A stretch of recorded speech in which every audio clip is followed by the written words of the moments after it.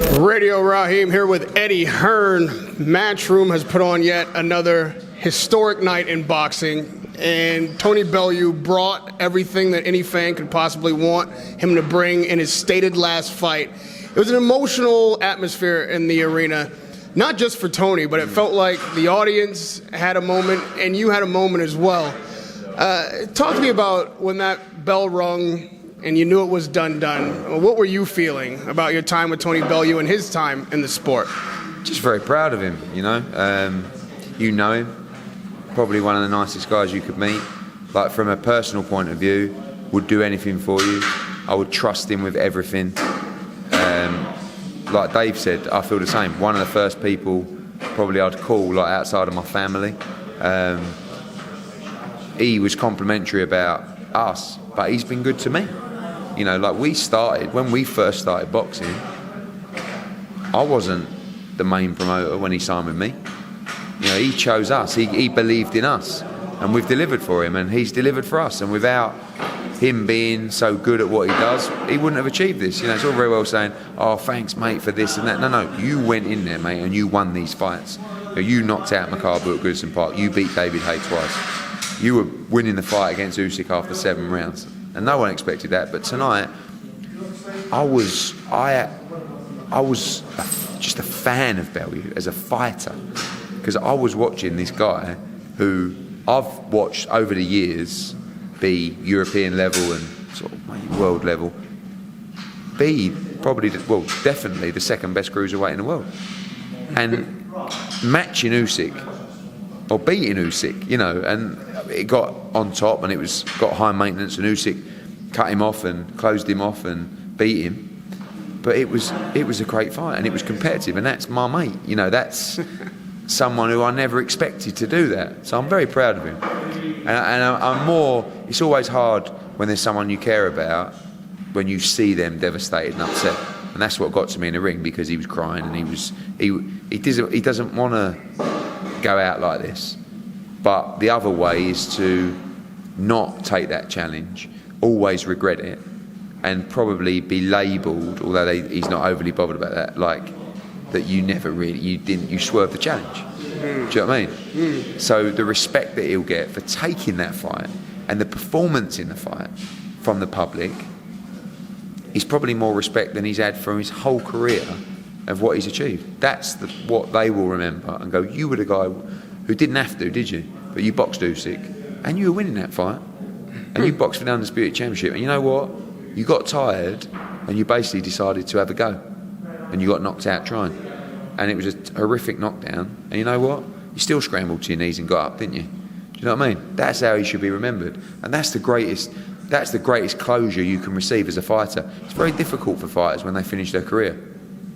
You know, very few fighters leave the sport happy. Right. And although he's not happy right now, he will be. And yes, he's financially secure, but better than that. Like, in life, there's nothing better than being content. Right? How many people are not content with their life? 99% of them, 98% of them. You know, I'm not earning enough money. Oh, I'm too fat. Oh, I don't feel great. Oh, I haven't got a girlfriend. Oh, you know what I mean? I don't like my job. Like, so to leave boxing and for him to go, do you know what? What a great career I've had. Made me money, won my titles, tried to be great, fought the best. Thank you, boxing. And to smile at it rather than feel a regret, you know, and that's nice. And that beats any amount of money. You know, give me a guy in a 1-bedroom house with his wife and kids, working every day to pay the bills, but blissfully happy, against a miserable old geezer in a 20-bedroom mansion with a couple of $1 billion, but lonely and sad. You know? That's called content, and he's content, and that makes me happier than anything, that he will be content to walk away and go, thank you, boxing. You know, you've been good to me. We've had some great memories, and that's ultimately how it'll be left. And he says he'll disappear. We'll see. He definitely won't fight again, but we'll see. He's a great boxing brain. He's an excellent pundit, and I would love him involved in the career of our young fighters as a role model and someone that can tell them. Like he said, how many fighters have more talent than him? But are they actually saying that? I'm not even sure about that anymore. Right. You know, like he's improved so much. But how many people have more talent than him and achieve nothing? Well, content is something that he's left the boxing world. I'm certain of it. Everyone in here respected his career and his final fight. This may have even been his greatest performance of his career. But the only person in any arena that's never allowed to leave content is the promoter. Because there's always other fighters, there's always other matchups that you have to make in other people's interests. And having Usyk under your umbrella as well as Bellew, obviously you've got to now transition into Usyk's career, which is a hell of a launch here in the UK. It would stand to reason that a unified, undisputed champion has only fought now 16 times at cruiserweight, would campaign there, would hold those titles and be able to make money and noise here in the UK as the cruiserweight king. He's clearly stated he doesn't want that. Do you think that that's what's best? Or is jumping into these heavyweight... I think he's done. What more can you do? You know, tell me another fight out there at cruiserweight that is appealing. You know, it's a bit like Lomachenko. You're almost going to have to handicap these guys to make things competitive or to get them beat. And he'll be handicapped when he moves up with the big boys. Because of the size, he'll be outsized. But can he handle the size with the skill? That'll be the challenge for Usyk. But he's very bright in what he says. You know, this is not a game. Like, you don't just go, yeah, let's go to heavyweight and just dive in and make mistakes. You take the right fights to learn, to set you up for a Joshua fight. Joshua is heavy, heavy duty for Alexander Usyk, trust me. Like, don't get me wrong, technically, there isn't many fighters in the world that can match up to Usyk. But this heavyweight game is a different kettle of fish when they're 17, 18 stone, mate, and they're raining down shots with speed. But it's going to be fun watching him. And one day, Usyk against Joshua will be a massive fight. And it's my job to see if that fight makes sense for both fighters. Joshua loves the idea already because he wants to test himself against the best.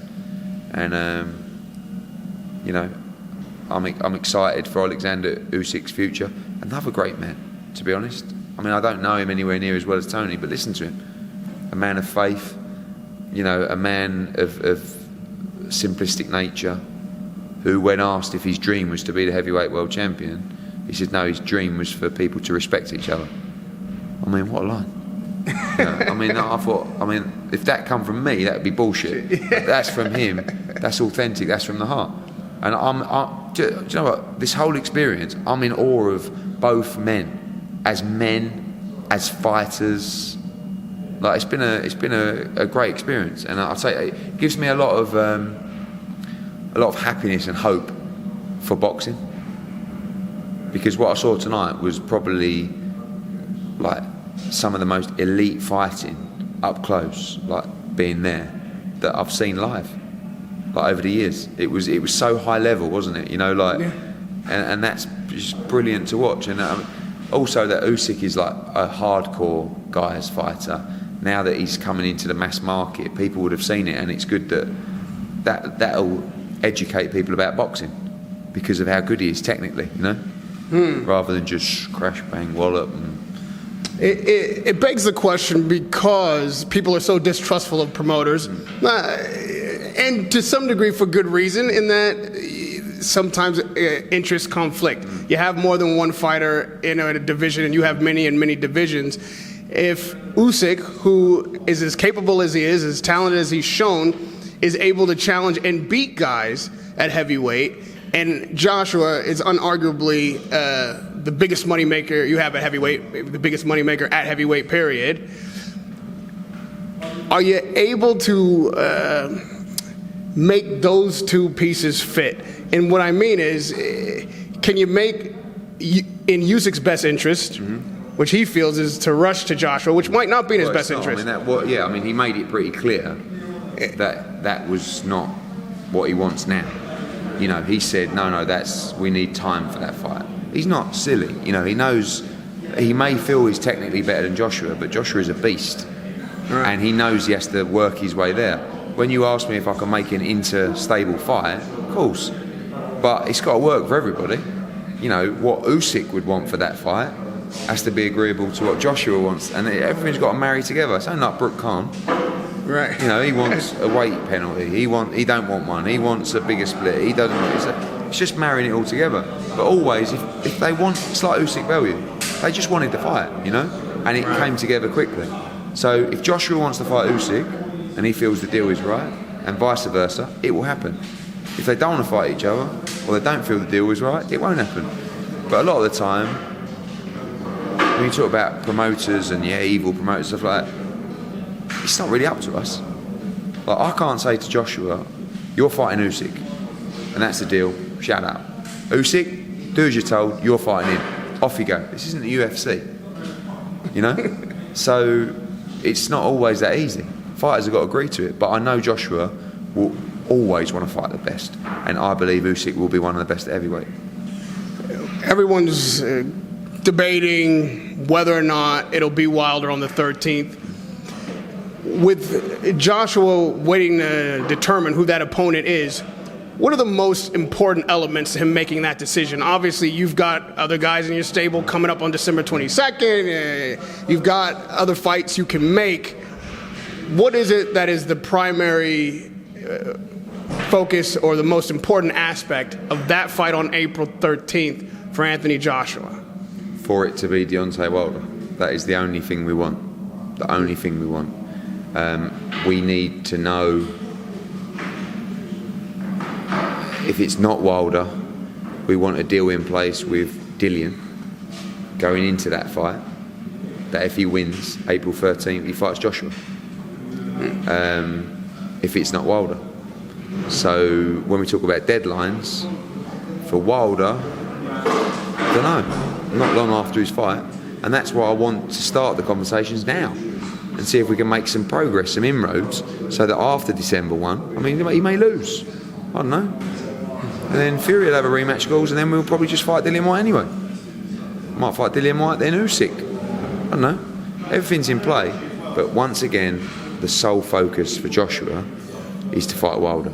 And look, whatever you think of me, that was an undisputed fight. That was probably, as a promoter, and Joshua Klitschko's, but the proudest moment of my career, putting that on, because I'm a fan. I love boxing.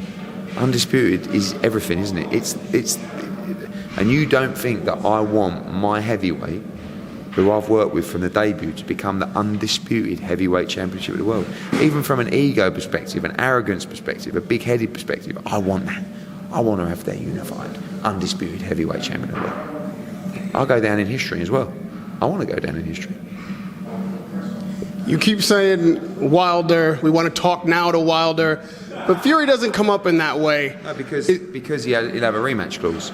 So we're up for fighting Fury if he wins. But do you think he wins? I mean, no, I don't.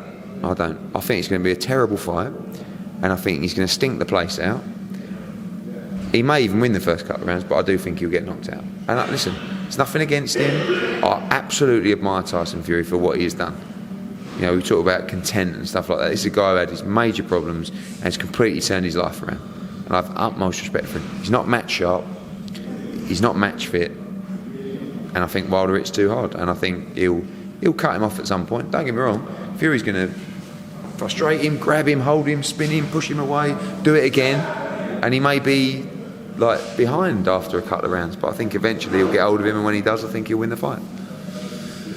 Radio Rahim with Eddie Hearn here at the Manchester Arena on a historic night in boxing. Tony Bellew goes down, but not out. Boxing is out of his life, but we are still in boxing. We are. So I'll see you here in a few weeks. Cheers, mate. Radio Rahim with Eddie Hearn.